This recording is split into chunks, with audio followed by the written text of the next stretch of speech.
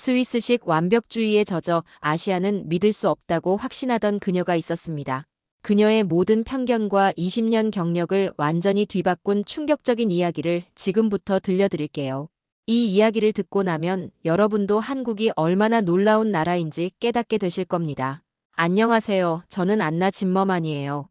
스위스 바젤 국제택배물류연구소에서 20년간 일한 베테랑입니다. 물류 성과지수 세계 4위, 스위스의 자부심으로 살아왔죠. 연구소 9층 제 사무실에서 내려다보는 라인강의 풍경은 언제나 평온했어요. 200년 전통의 물류 시스템이 흘러가는 강물처럼 안정적이라고 믿었습니다. 그런데 그날 갑작스런 위기가 닥쳤어요. 소장님이 저를 부르더니 심각한 표정으로 말씀하시는 거예요. 안나, 연구소 예산이 50% 삭감됩니다. 글로벌 전자상거래 성장평가 프로젝트가 실패하면 팀 해체도 각오해야 해요. 순간 머리가 하얘졌습니다. 20년간 쌓아온 모든 것이 무너질 수 있다는 말이었거든요. 이유가 뭔가요? 아시아 시장의 급성장 때문입니다. 특히 한국과 중국의 혁신적인 물류 시스템이 글로벌 표준을 바꾸고 있어요. 아시아 물류가 우리보다 앞선다는 건 말이 안 되죠. 저희가 200년간 쌓아온 노하우를 무시할 수는 없습니다. 하지만 현실이 그래요, 안나. 고객들이 아시아식 빠른 배송에 익숙해지고 있어요. 유럽 물류업계 점유율이 3년간 12%에서 7%로 추락했다는 소식이었어요. 회사 전체 매출도 작년 대비 23% 감소했다고 하더군요. 하지만 스위스 평균 배송시간 48시간, 독일 36시간이면 충분히 경쟁력 있지 않나요? 그게 문제예요. 고객들이 더 빠른 배송을 원하고 있어요. 회의실에서 젊은 동료들과 논의할 때도 마찬가지였어요. 평균 나이 29세인 그들과 47세인 저는 생각이 달랐습니다. 안나 선배님, 혹시 최근 아시아 물류 트렌드 보신 적 있으세요? 마크가 조심스럽게 말했죠. 뭘 필요 없어요. 베이징에서 겪은 경험으로 충분합니다. 2018년 베이징 출장 때 일주일 동안 택배를 기다리며 300만 유로 계약을 놓쳤던 기억이 생생했거든요. 그때부터 아시아 물류는 신뢰할 수 없다고 확신했습니다. 하지만 동아시아에 있는 한국이라는 나라는 다르다고 들었어요.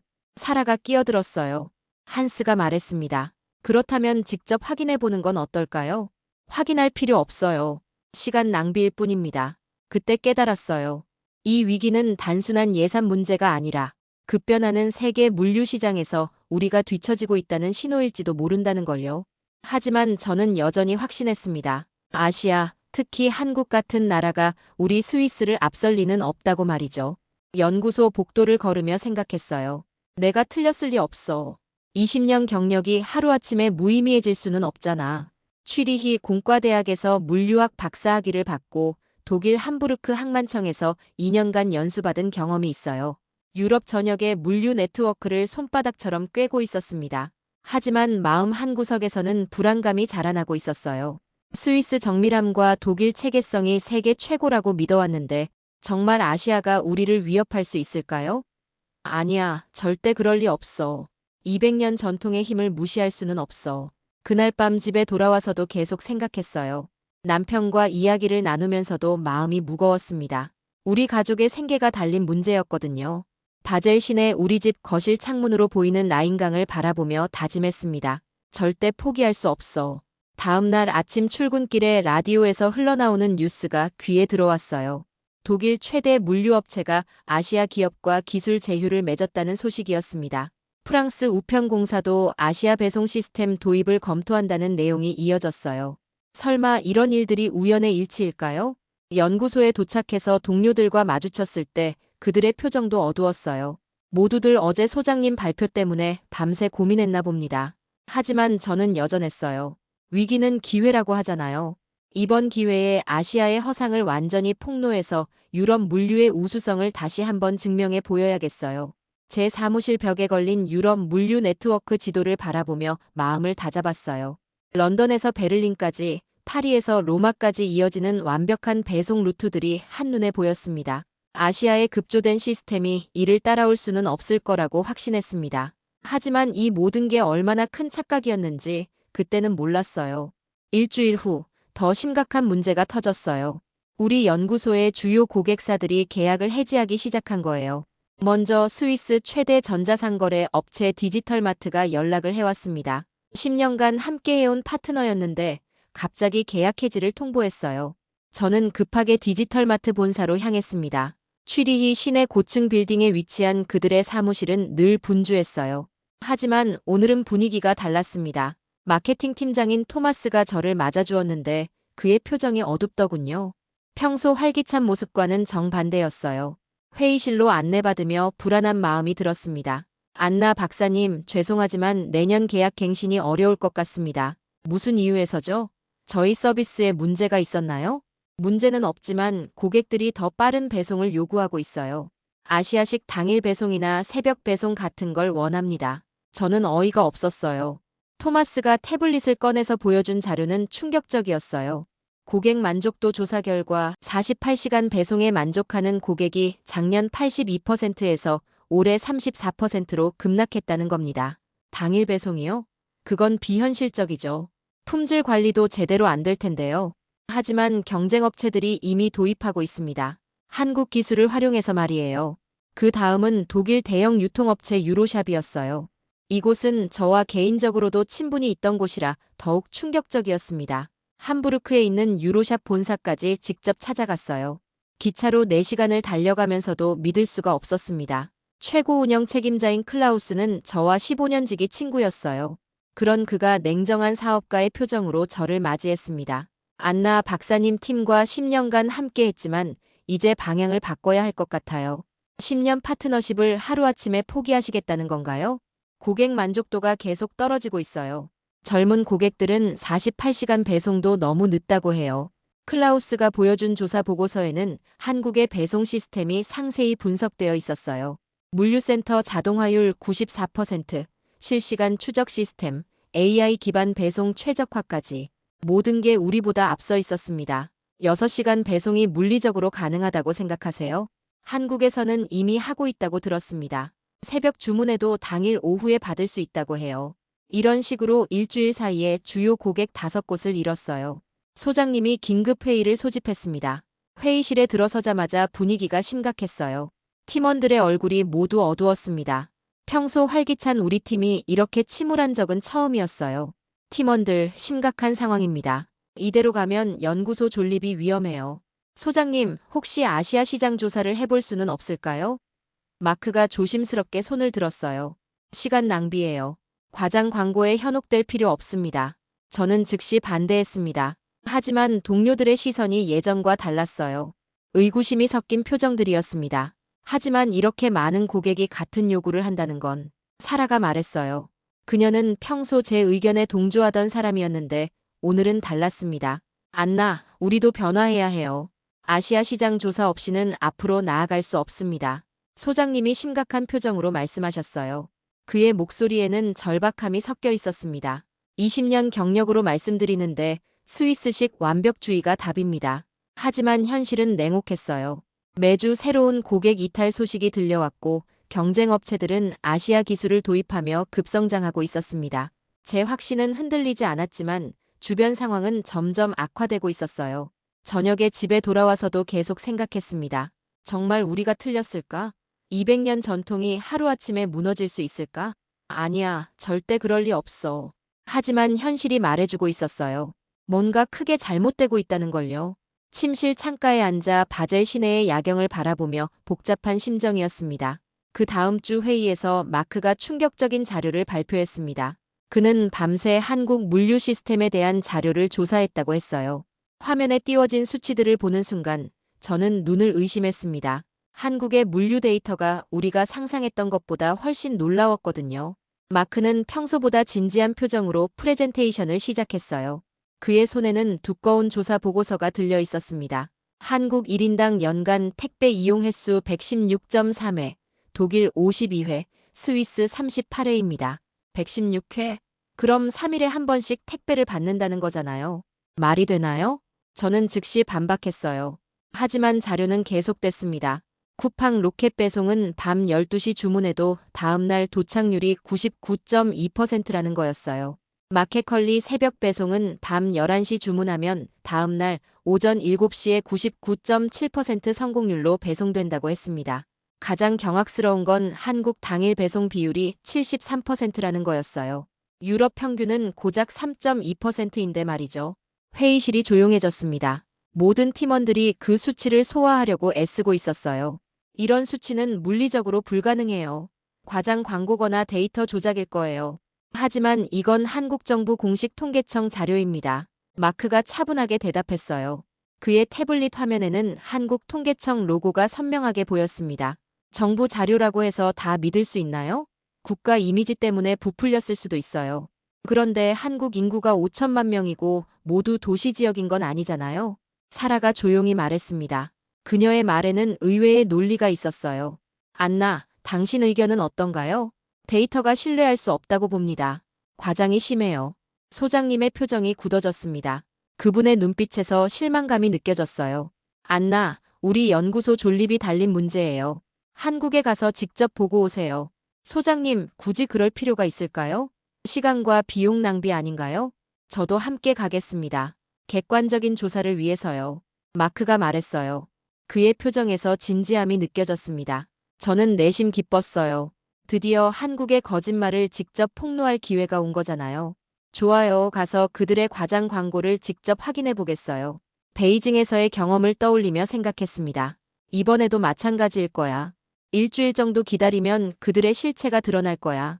회의가 끝나고 제 사무실로 돌아와서 2015년 제가 쓴 논문을 다시 읽어봤어요. 물류의 미래라는 제목으로 자동화와 실시간 추적의 중요성을 강조했던 내용이었습니다. 그때는 이론적 가능성만 제시했었는데 정말 한국에서 이를 실현했다는 걸까요? 이번 기회에 아시아 물류의 허상을 완전히 벗겨내겠다고 다짐했어요. 한국 출장이 확정되자 저는 나름대로 준비를 했어요. 베이징에서의 경험을 바탕으로 한국도 별반 다르지 않을 거라고 생각했습니다. 인천공항에 도착했을 때 첫인상은 나쁘지 않았어요. 깔끔하고 체계적이었습니다. 하지만 저는 여전히 의심했어요. 공항은 국가의 얼굴이니까 당연히 잘 만들어놨겠지. 입국 수속도 빠르고 효율적이었지만 이 정도는 유럽에서도 가능한 수준이었습니다. 새벽 3시에 호텔에 체크인했습니다. 피곤했지만 첫 번째 테스트를 해보기로 했어요. 한국의 배송 시스템이 정말 그렇게 빠른지 확인해보고 싶었거든요. 새벽 3시 17분에 일부러 주문을 넣어봤어요. 유기농 바나나, 스위스 치즈, 독일 맥주, 이탈리아 파스타까지 8개 품목이었습니다. 안나 선배님, 진짜 새벽에 주문하시는 거예요? 마크가 옆에서 말했어요. 그도 저의 실험에 반신반의하는 표정이었습니다. 당연하지. 그들의 거짓말을 직접 폭로할 거야. 베이징에서 7일 걸렸던 기억을 떠올리며 설마 하는 마음으로 주문했어요. 아마 내일 오후쯤 연락이 올 거야. 죄송합니다. 배송이 지연됩니다. 라고 말이지. 그런데 주문을 마치고 씻으려고 큰 캐리어를 열려고 했는데 잠금 장치가 완전히 고장난 거예요. 어떻게 해도 열리지 않았습니다. 안에는 세면도구, 속옷, 화장품 등 필수품들이 모두 들어있었어요. 내일 오후부터 바로 일정이 시작되는데 이렇게 될 줄은 몰랐어요. 당장 온라인 주문을 하면 유럽이었다면 적어도 이틀은 기다려야 했을 겁니다. 하지만 한번 시험해보자는 생각으로 급하게 필수품들을 추가 주문해봤어요. 세면도구 세트, 속옷, 기초 화장품까지. 베이징에서의 경험으로는 일주일은 기다려야 할 것들이었습니다. 설마 내일 도착하겠어? 자고 일어나는 대로 필요한 물품 사러 가야겠다. 그렇게 주문하고 잠들었어요. 어차피 며칠은 기다려야 할 거라고 생각하면서 말이죠. 그런데 오전 10시에 눈을 떴는데 프론트에서 택배가 왔다고 연락이 온 거예요. 로비로 내려가 보니 새벽에 주문한 모든 제품들이 완벽한 포장 상태로 도착해 있었습니다. 저는 완전히 멘붕 상태였어요. 뭐지? 정말로 7시간 만에? 마크도 믿을 수 없다는 표정이었어요. 첫 번째 주문한 8개 품목도 모두 도착했고 급하게 추가 주문한 필수품들까지 완벽하게 배송됐습니다. 심지어 캐리어까지 새로 주문했는데 그것도 당일 오후에 배송됐어요. 이게 정말 한국의 일상인가요? 호텔 로비에서 다른 투숙객들과 이야기해봤어요. 독일에서 온 비즈니스맨도 똑같은 경험을 했다고 하더군요. 프랑스에서 온 관광객도 마찬가지였습니다. 모두 새벽 주문에 오전 배송을 경험했다고 했어요. 정말 이게 일반적인 서비스인 건가요? 저는 점점 혼란스러워졌습니다. 베이징에서의 경험과는 완전히 달랐거든요. 하지만 여전히 믿고 싶지 않았어요. 분명 어딘가 함정이 있을 거야. 품질이나 가격 면에서 문제가 있을 거라고 생각했습니다. 서울 시내를 둘러보면서도 계속 의심의 눈초리로 바라봤어요. 도로는 깔끔했고 교통체증도 생각보다 심하지 않았습니다. 하지만 이 모든 것이 겉모습일 뿐이라고 생각했어요. 진짜 실력은 며칠 더 지켜봐야 알 수 있을 거라고 확신했습니다. 그날 오후 한국갤럽 연구소를 방문했습니다. 전국 단위 대규모 조사를 진행한다고 했어요. 건물 로비에 들어서는 순간 느꼈습니다. 이곳은 생각보다 훨씬 체계적이고 전문적이라는 걸요. 강남구 테헤란로에 위치한 30층 빌딩이었는데 로비부터 현대적이고 세련됐어요. 엘리베이터를 타고 20층으로 올라가는 동안 저는 긴장했습니다. 과연 객관적인 조사가 가능할까? 한국 회사에서 하는 조사를 믿을 수 있을까? 하지만 사무실에 들어서자마자 분위기가 달랐어요. 조사팀장이 저희를 맞이했습니다. 30대 후반으로 보이는 여성이었는데 유창한 영어와 체계적인 설명이 인상적이었어요. 전국 1000명을 대상으로 정량조사를 실시하고 추가로 포커스 그룹 인터뷰도 진행할 예정입니다. 객관적인 조사가 가능할까요? 한국 회사에서 하는 거잖아요. 저는 의구심을 표했어요. 하지만 조사팀장의 대답이 예상과 달랐습니다.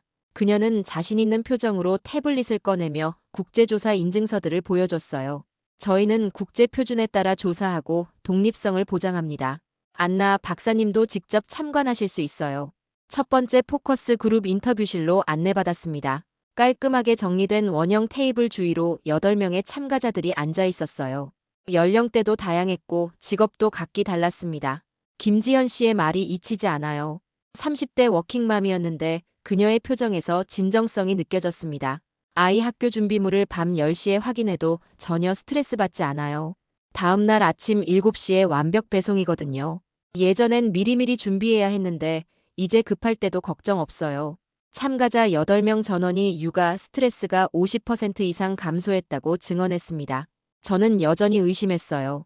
이런 증언들이 정말 자연스러운 건지 아니면 미리 준비된 대본인지 구분하기 어려웠습니다.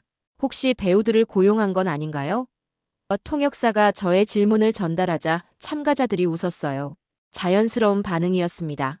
김지연 씨가 핸드폰을 꺼내며 실제 주문 내역을 보여줬어요. 화면에는 실제 주문 내역과 배송 완료 알림이 명확히 표시되어 있었습니다. 다른 참가자들도 각자 핸드폰을 꺼내 보여줬어요. 모두 실제 주문 내역들이었습니다. 그 순간 뭔가 이상하다는 생각이 들었어요. 이게 모두 연출이라면 너무 정교하잖아요. 하지만 여전히 확신할 수는 없었습니다. 다음 그룹은 직장인들이었어요. 회의실을 옮겨가며 새로운 참가자들을 만났습니다. 박민수 회사원이 말했어요. 40대 중반의 그는 20년 경력의 베테랑 직장인이었습니다. 그의 얼굴에는 피로가 묻어 있었지만 새벽 배송 이야기를 할 때는 표정이 밝아졌어요. 야근하다가 밤 11시에 갑자기 아이 기저귀가 떨어진 게 생각났어요. 이제 새벽 배송으로 자정에 주문하면 오전 7시 전에 집에 도착해요. 아이 있는 직장인에게 이런 시스템이 얼마나 중요한지 아세요? 직장인 부모 10명 중 8명이 새벽 배송을 정기적으로 이용한다는 조사 결과였습니다. 이 수치가 정말 정확한 건지 의문이 들었지만 참가자들의 생생한 경험담을 들으니 설득력이 있었어요. 직장인들이 이렇게 배송에 의존한다니. 유럽에선 상상도 못해요. 안나 박사님, 이건 육아와 직결된 문제예요. 정말 생활이 편해졌거든요.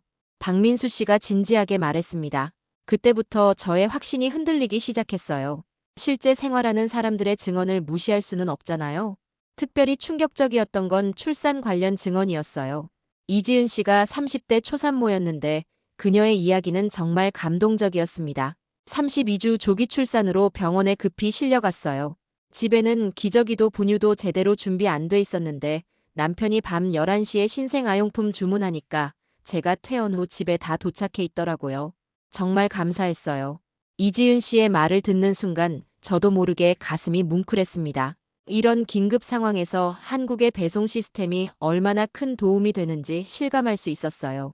가장 인상 깊었던 건 고령층 그룹이었어요. 회의실 분위기가 확연히 달랐습니다. 참가자들이 더 차분하고 신중했어요. 73세 이순자 할머니의 증언입니다. 그분은 혼자 사시는 독거노인이었는데 밝은 표정으로 이야기해 주셨어요. 생필품, 반찬이 떨어져도 코로나 때문에 외출이 무서웠어요. 새벽 1시에 주문했는데 오전 7시에 집 앞까지 와요. 정말 편해요. 혼자 살아도 전혀 무섭지 않아요. 필요한 생필품, 반찬 등 다 가져다 주니까요. 6명 중 4명이 삶의 질이 크게 향상됐다고 증언했어요. 저는 눈시울이 뜨거워졌습니다. 기술이 사회적 약자까지 포용하고 있군요. 이 할머니의 표정에서 거짓을 찾을 수가 없었어요.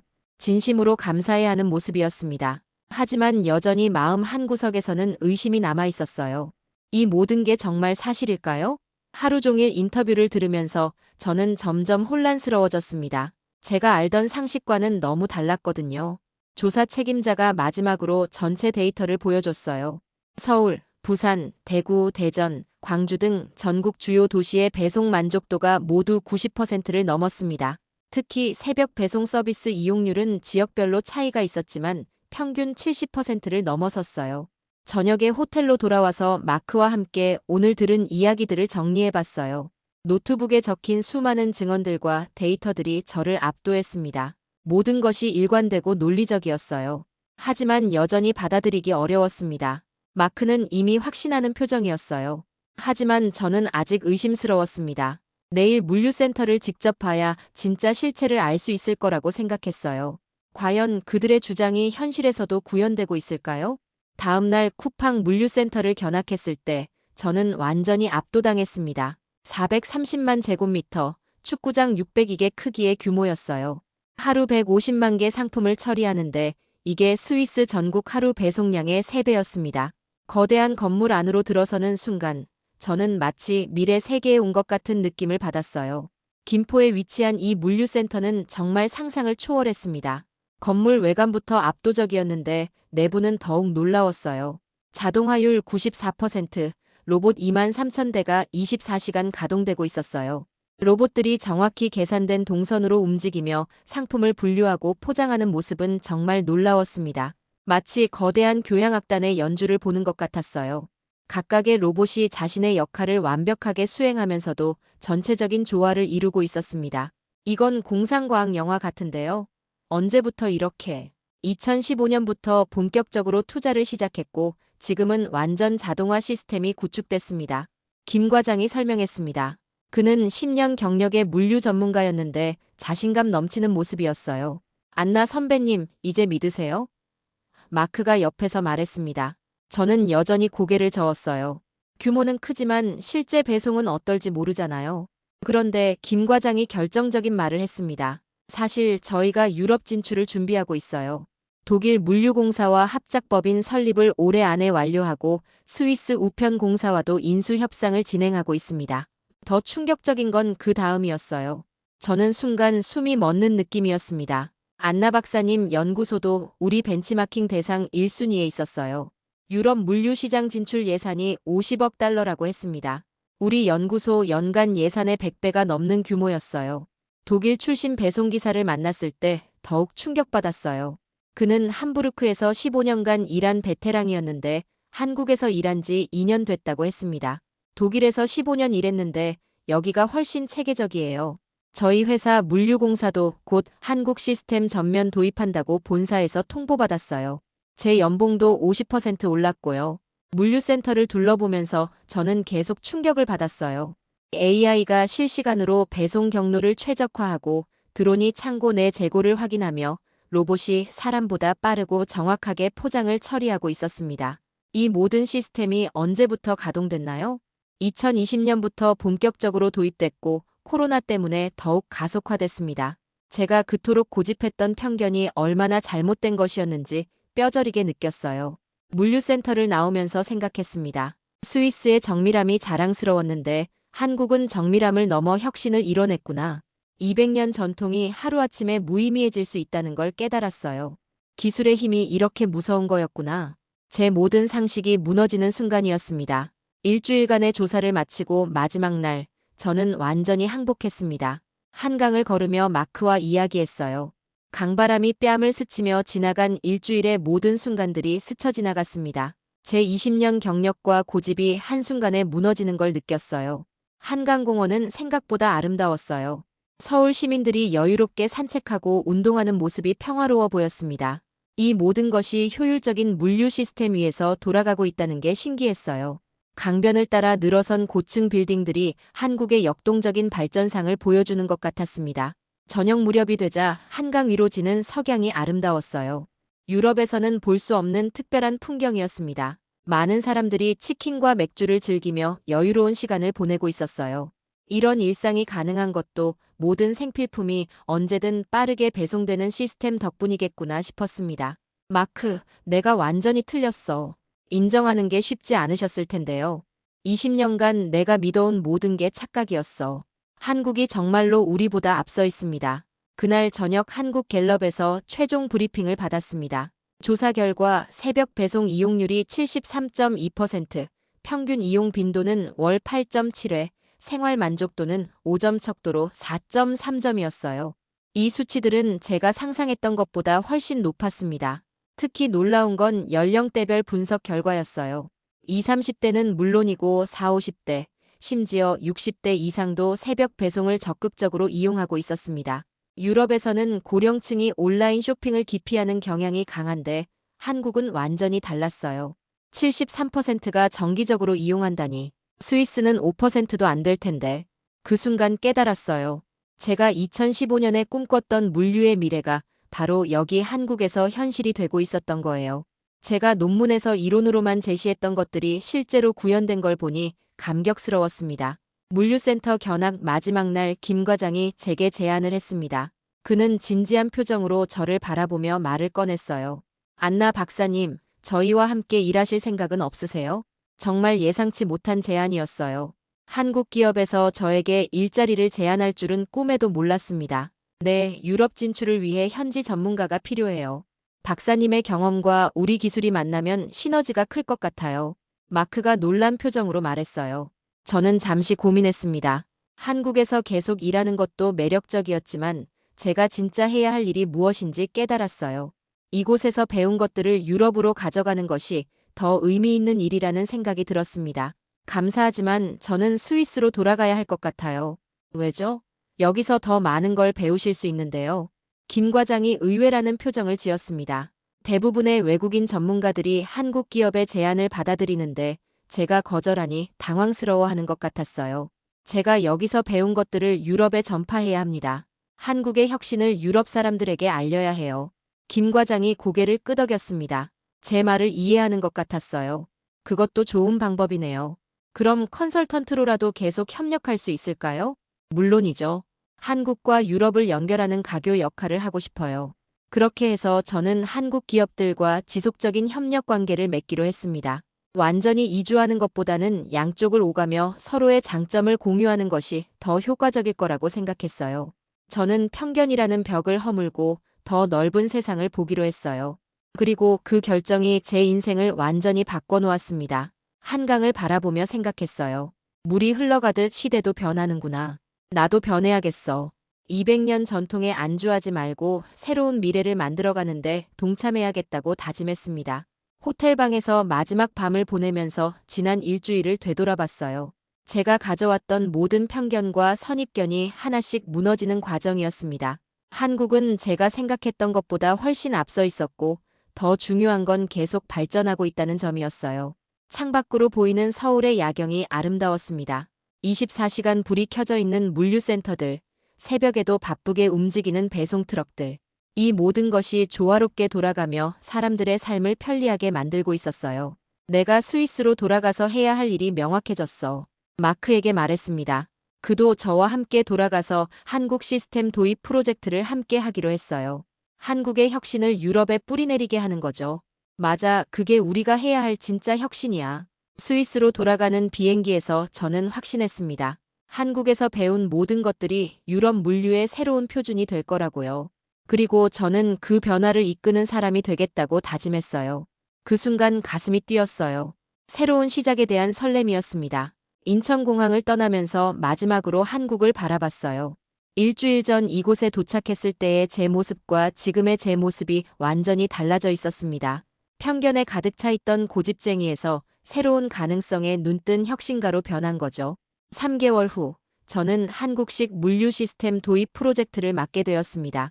바젤 연구소에 새로 신설된 아시아 물류혁신팀의 팀장이 되었어요. 한국에서 배운 모든 것을 유럽에 적용하는 것이 제 임무였습니다. 성과는 폭발적이었어요. 스위스 주요 도시에 한국식 자동화 물류센터를 도입하자 배송 시간이 48시간에서 12시간으로 단축됐습니다. 고객 만족도는 67%에서 89%로 급상승했어요. 완전히 한국 수준은 아니었지만 유럽 기준으로는 혁신적인 변화였습니다.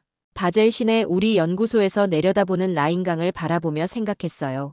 한국에서 본 한강의 모습이 떠올랐습니다. 변화의 흐름을 받아들이는 것의 중요성을 다시 한번 깨달았어요. 저는 한국 물류 전문가로 업계에서 인정받게 되었습니다. 스위스 물류협회에서 첫 발표를 했을 때의 일이 기억나요. 바젤 컨벤션 센터에 모인 300명의 유럽 물류 전문가들 앞에서 말했습니다. 여러분, 저는 한국에서 미래를 봤습니다. 우리가 200년간 쌓아온 것들이 하루아침에 낡은 것이 되는 현실을요. 청중들의 반응은 처음엔 의구심이었어요. 하지만 구체적인 데이터를 제시하자 분위기가 바뀌었습니다. 한국의 새벽 배송 시스템을 응용한 결과 우리 고객 만족도가 22% 상승했습니다. 이는 단순한 배송 혁신이 아니라 생활 혁명이에요. 더 놀라운 소식들이 들려왔습니다. 쿠팡이 대만 진출에 성공해서 현지 쇼핑 앱 다운로드 1위를 차지했다는 거였어요.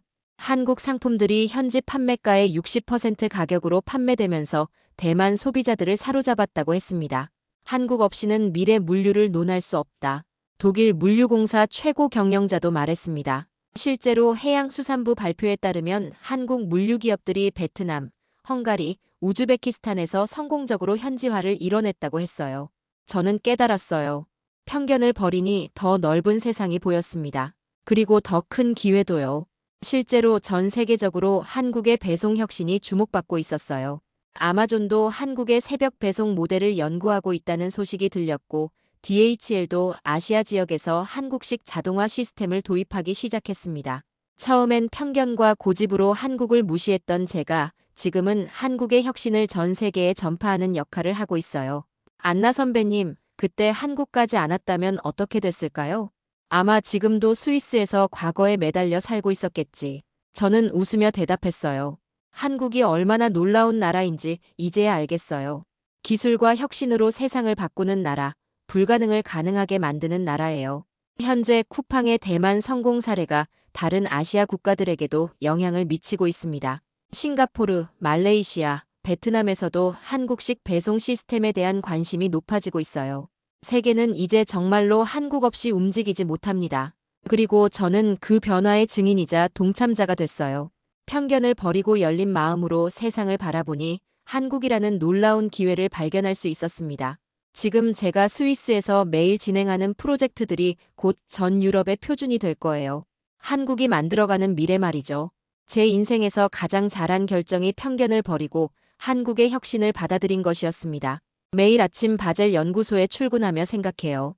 한국에서 배운 것들이 여기서 새로운 혁신을 만들어가고 있구나. 하지만 이것이 바로 한국의 힘이겠죠. 전 세계 어디든 그들의 혁신이 전파되어 모두가 더 나은 삶을 살 수 있게 만드는 포용력 말입니다. 지금도 저희 연구소에는 독일, 프랑스, 이탈리아에서 온 연구원들이 함께 한국 시스템을 연구하고 있어요. 모두 한국의 혁신에 매료되어 온 사람들입니다. 한국은 정말 대단한 나라입니다. 작은 나라지만 세계를 움직이는 힘을 가지고 있어요. 물류뿐만 아니라 반도체, K-팝, 드라마까지. 한국의 혁신은 멈추지 않고 있습니다. 우리가 자랑스러워해야 할 대한민국의 진짜 모습이에요. 세계가 인정하고 배우려 하는 나라. 그것이 바로 우리나라입니다. 이 영상이 도움이 되셨다면 좋아요와 구독 부탁드려요. 댓글로 한국의 자랑스러운 이야기를 함께 만들어가요. 시청해주셔서 감사합니다.